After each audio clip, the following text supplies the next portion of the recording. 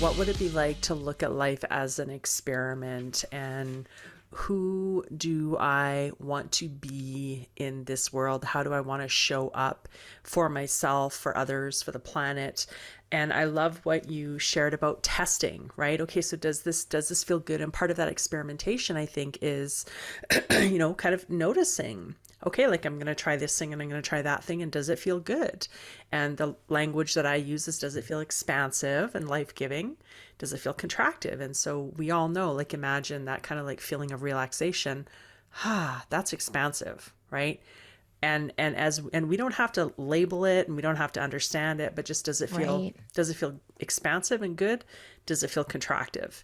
And one of the things that I was reminded, something I used to do in kind of early in my journey and had totally forgotten about it, was asking myself in the moment, what do I need right now? Huge. What do I need right now? And recognizing that, especially at the start of the process, there might not be an answer. You might not actually get an Sure. answer, but just holding the question, then that part of you that does know is going to start to speak louder and louder and louder.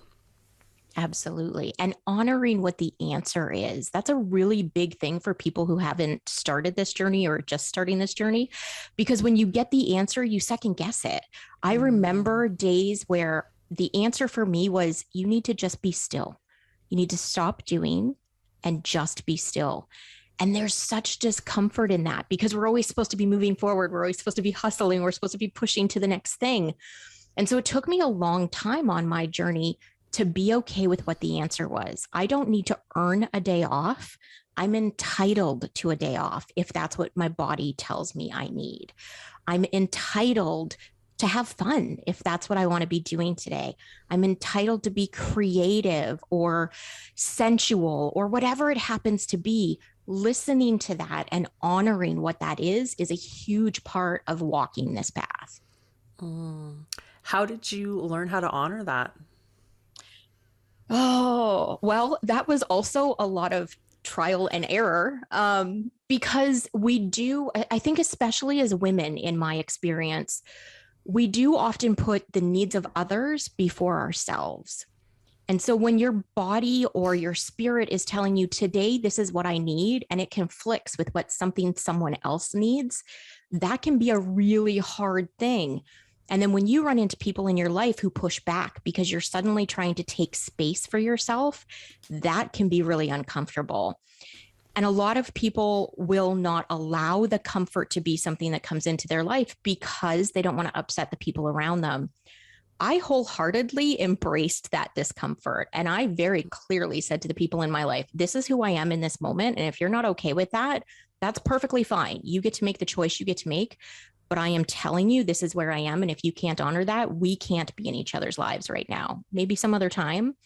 And I lost a lot of friends. My circle got very, very tiny, but I was okay with losing that because for me, it was about honoring who I was. I knew no one else was going to take care of my feelings, my mental health. No one else was going to put me first. I had to start doing that. And it was really uncomfortable.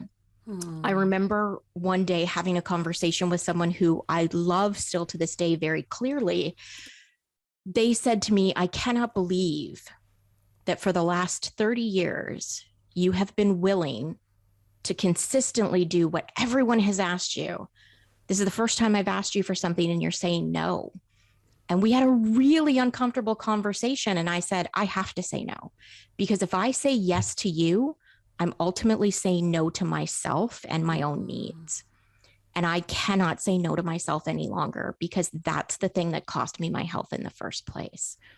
And so we're still friends. We still talk regularly. We have really in depth conversations about that process now.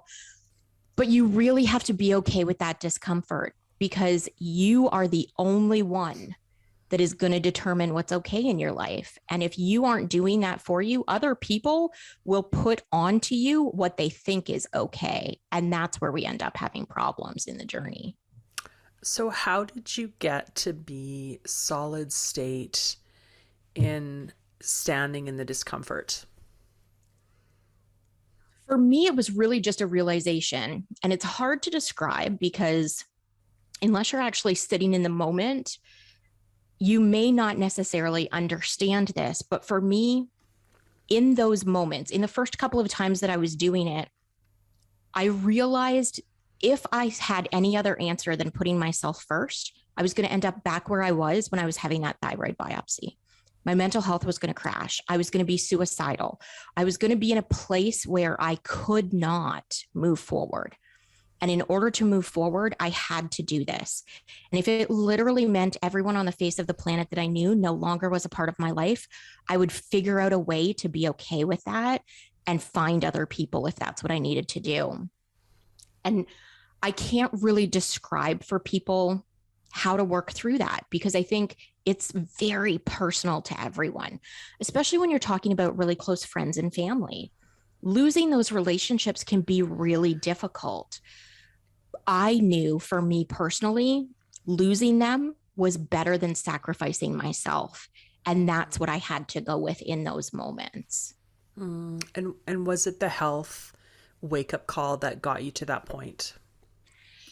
It was a little bit of that. I was a preemie baby, so I've had health issues my whole entire life, which is interesting because when I finally started to put myself first, most of those health issues started to fall away, which is a whole nother conversation for a different day. But that particular health issue, the thyroid biopsy, really was the wake up call and the catalyst to know your body is going to rebel. Whatever that means, whether it's your mental health, whether it's your physical health, eventually it will rebel against you. And you need to learn what that process is and why that happens. But while you're learning that, you need to decide how long you're willing to put up with this.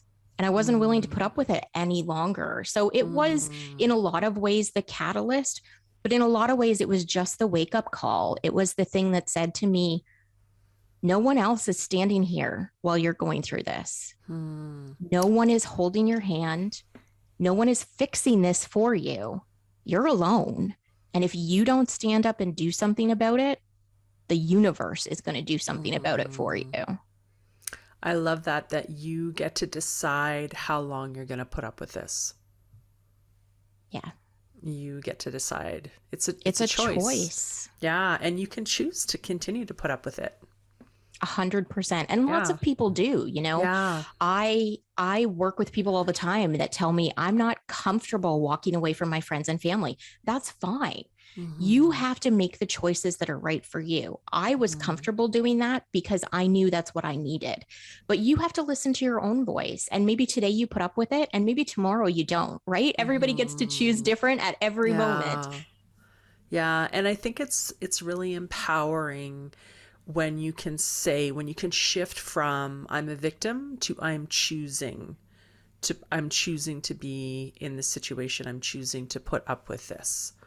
100%. And there's power in taking back our ability to choose, because we as women really haven't had the ability to choose a lot of life. If we stop and think about it, it was only, 40, 50 years ago that a woman could open a bank account on her own, right? It really wasn't that long ago. So we are still struggling to take back those choices for ourselves. And there's still a pushback. Don't get me wrong. I get messages all the time on social media about how dare you do this thing instead of this other thing? Or how dare you say that, this particular part of society is flawed? Listen, this is my personal opinion. This is my personal view based on my experience. I'm choosing to say something is broken.